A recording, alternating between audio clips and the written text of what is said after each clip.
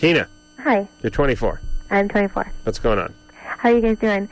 I really want to talk to you about my childhood and growing up, and if I know it's not normal, I just want to know if I'm dealing with it correctly. When I was Whatever it is, just by the way you posed the question, I suspect not. You know what I'm saying? Yeah, we're going with no. There's a lot that happened. What happened? When I was 4, my father murdered my mom. Oh, my God. Did you see her and then? shot her 8 times, but she survived in the hospital, but the doctor gave up on her. And then, this is so screwy. They buried her and she crawled out from what are you talking about? What happened? Gave up no, my dad shot her. Right. She got underneath the car. She started running away into a building to get help. Mm-hmm. He shot her again. She went to the ambulance, went to the hospital and everything. The doctors came and they supposedly did all they could, but the doctor ended up committing suicide a week later. Scared of malpractice suits, he left a suicide note. Well, my dad ended up killing himself behind the grandparents' house in a swamp. That's bizarre. He was a Green Beret, Special Forces. They couldn't even find him. He hid himself so well out in the woods. And so that happened. So did mom died then? Mom died. But the doctors didn't resuscitate her or screwed it up. She was still breathing, and he just gave up on her. Something wrong with that story, all right, but it's all right. There's something up because here's when you worry about malpractice. When Ursela comes in for a boob job and she dies under anesthetic. Right. Some chick takes 8 slugs. It doesn't make it. Brother was there. Yeah. He was 18. Yeah. He witnessed everything. Yeah. Well, then I grew her parents, my mom's parents, raised me when I was a child, and my brother, and basically lied to us about everything that happened and that whole entire situation. So we grew up going, what the hell is going on here? And when I was 14 years old, my uncle, her brother, tried raping me. Yeah.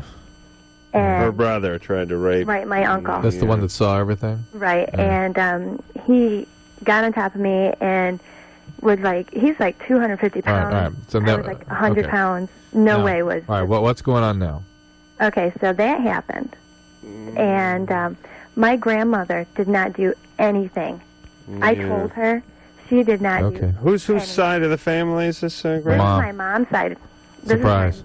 My dad's side's kooky, but I don't know even who's kookier than what. All right, so everyone's kooky. Yeah, what's going on now? All right, what's up now? Okay. Now, today. This is what I'm dealing with. So that happened. No, but you don't have to tell us more about the history. There's plenty there. No, there's more, like really bad stuff. This is what I do. Oh, right. Well, I was going to stop you, but I just want to keep. I can't help it. This is like a bad novel. Go ahead. Right. My uncle murdered his wife. Yeah. Oh boy. He's in prison now, and he's going to be up for parole. I don't want him getting out.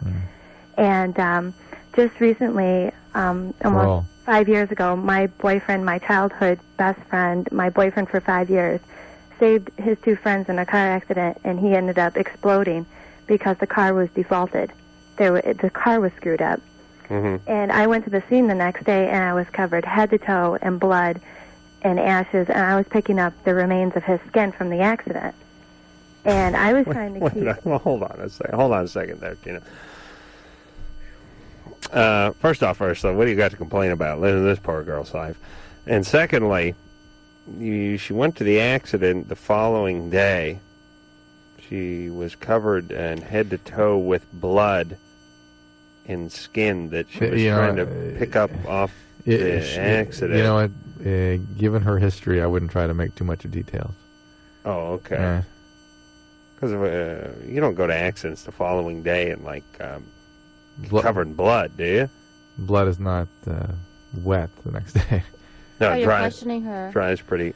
It's just a very not confused. everything, just some of it. Right. She got all right. We'll hear a little more. Tina. Okay, so you went to the accident the next day. Total shock. And you're covered with blood. I was covered head to toe. Blood, ashes, picking up my boyfriend's flesh. Pulling his flesh off of stuff. I was picking it off the ground. He exploded in the gas tank. Well, he blew up in the gas tank. Right. Don't they have like firemen and stuff come sort of mop up? They didn't clean the accident up. Oh, they didn't. It's against Ford Motor Company, and his mom is suing so many people. All right. We are now completely overwhelmed. Now, what's happening today? It really bothers me is that I don't know if I deal with it right. No, how can you? Deal with what? Because I've dealt with it and everything, and I can't deal with it just hearing the stories. Tina, do you have any kids? Oh, no. Okay. All right. Oh, now we're talking, baby. Yeah. No, I want to finish school and make it on my life. Good. You go to junior college? Oh, yeah. But the thing is with college is that I'm in the class. Right. And the only thing I can do is think of certain things. But the biggest thing that bothers me the most is that when I was 4 years old, my grandfather, I don't know if it was molestation or if it was rape from the time up until I was 12 years old. All right. Who at this point, it is a can of Sterno that is colliding with the sun. It's like, hey, do you think that makes it hotter? I don't know. It's just, no, I don't think it makes a difference. I don't know what the difference is. Listen, Tina, you've had let me ask you this. More tragedies. The Holocaust was not as bad as your life. I think I'm the Antichrist some days. All right, listen. Wait, Tina. Don't buy any guns. This is important. Do you have periods where you dissociate and you sort of find yourself in places you don't know how you got there, or you buy clothes you don't remember buying them, that kind of thing? But I can't hear you. What? Do you have things where you dissociate, where you sort of find yourself in places you don't know how you got there? I do. I have a big problem with my grandfather was a diabetic, and I was putting. Oh, that's tragic. And what? My grandfather was a diabetic. Yes. The smell when you have sugar. Yes. It bothers me if I smell that smell on somebody. And what happens? It triggers, and it just happened like in the last year. And what happened? I get all nervous. But you don't. Hold on, Drew. Hold on. You're not going to make any sense. Yeah, but this is a recipe for a multiple personality disorder. Or dissociative disorder. Yeah. Do you have a couple personalities, Tina? Oh no, not at all. Just one? Just Tina. That's it. Just Tina? Yeah, that's it. Oh. I just. Okay. Well, hold on a second, Tina. Hiding it so much.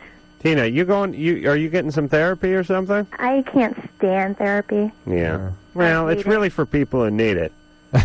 Well, no, it's not for everybody. I do know it. I do think I do know it, and I think. Listen, my dog died of some sort of liver disorder last week. I'm already another year worth of therapy to take care of that. When a therapist sets you down after you spend hundreds of dollars, and they say, "Oh, you know how you should feel," you just want to tell them, "Go F off." Write a script, send it to Hollywood. Because you will never know how it feels because you're not the blood in my veins. Listen, Tina, you need therapy. I do. All right, so don't try not to resent the therapist so much because it is someone you need. You know what I'm saying? Are you on medication right now? Oh no, not at all. Okay. All right. It's amazing that you put one foot in front of the other. God bless you for doing that. Keep it together. Keep it contained. It took this Christmas for me to talk to one of my family members about it. My mom's cousin. Listen, Tina. Listen. Don't have kids. Yes. Don't buy any weapons. Right. And seek therapy. But therapy will be mostly about containment, and she's managing. She's containing. It's not going to be insight. She's not a candidate for Gestalt therapy. No, right? No, it's not. She's not going to get on any. She's not. It's not talking about fine tuning. It's containing. It's just pulling that cord and getting that mower running. Yeah. Oh boy. Yeah, and trying to get her to feel better. And trying to because what I mean. How much pain and suffering can? To me, it's a testimony of the human spirit that humans can. I don't go know, but Drew, with what about peeling the skin off the road and stuff? I mean, is that? I don't know. And now, how much do you believe? But she's allowed some distorted perceptions based on all that stuff. So who knows? Right. What you're saying is Ursula. What Drew's saying is she's been through so much trauma that she's allowed to exaggerate a little bit. Because God knows what kind of prescription glasses she's looking through now, seeing as how what went on with her when she was younger, right, Drew? Right. All right. Hey, you want to kill yourself with me after the show, Ursela? I would love to. Can we do that? Yes. Why don't we do that? Okay. We'll go back to your place. You got a place, right? Yes. Okay. We'll have a little sex, and then we'll kill ourselves. Okay. What do you say? Okay, great. All right, that's fantastic. You better be good. Oh, you too. You too. Oh, now you're screwed. Killing yourself and this? Oh! I can see you talking to St. Peter. And not only did I kill myself, but I was banging that Adam Carolla.